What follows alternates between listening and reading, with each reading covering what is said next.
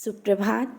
बाबा कहते हैं, मेरे प्यारे बच्चे, जानता हूँ तुम मुझे बुला रहे हो ना, और इस समय जिस तरह से सवालों से घिरे हो, कोई तुम्हें जवाब नहीं मिल रहा है, और तुम्हारे आसपास के कुछ ऐसे लोग हैं जो तुम्हें भ्रमित कर रहे हैं। तुम इस तरह से निराश मत हो। कोई कितना भी तुम्हें भ्रमित करे, बच्चे तुम मेरी राह में चल रहे हो, कभी भी गलत रास्ते की तरफ जा ही नहीं सकते हो। मैं तुम्हारा हाथ थाम कर रखा हूँ और आगे बढ़ा रहा हूँ।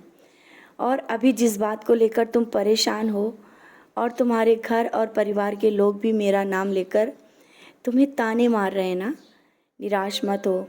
ना ही यह सोचो कि मैं तुम्हारी कोई बात क्यों नहीं सुन रहा हूँ। बच्चे, भले ही तुम्हें समझ में आए कि मेरे साथ इतना सब हो रहा है और मेरे बाबा कुछ भी नहीं कर रहे हैं, क्या ऐसा कभी हो सकता है कि बच्चा परेशान हो और माँ चुपचाप बैठकर देखे? नहीं ना। तो तुम्हारी साईं माँ भी चुपचाप बैठकर नहीं देख सकती। उन सब बातों का जवाब मैं तैयार कर रहा हूँ जो तुम पर उठाए जा रहे हैं।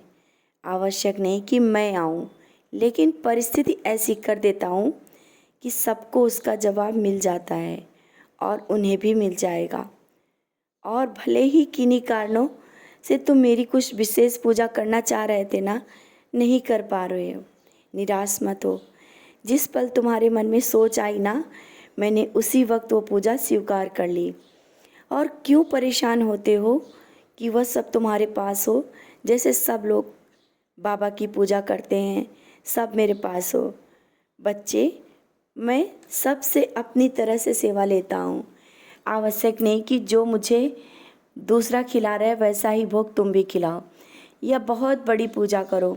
मैं तो तुम्हारे भाव से, जब तुम मुझे मन में ही याद करते हो ना, मेरा नाम लेकर, मुझे खाने से पहले भी याद कर लेते हो, मैं स्वीकार कर लेता हूँ।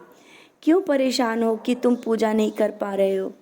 जिस तरह से तुम अपनी हर जिम्मेदारियों को निभा रहे हो और सबका सम्मान करते हो, हर वक्त मदद के लिए तैयार रहते हो, यही तो है मेरी पूजा।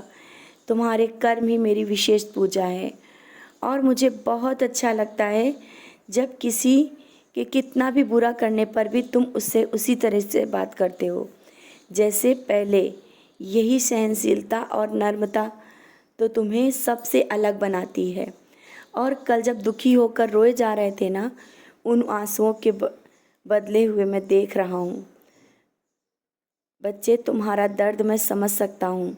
जल्दी ही तुम्हारी समस्या का समाधान होगा। तुम इस तरह से निराश मत हो।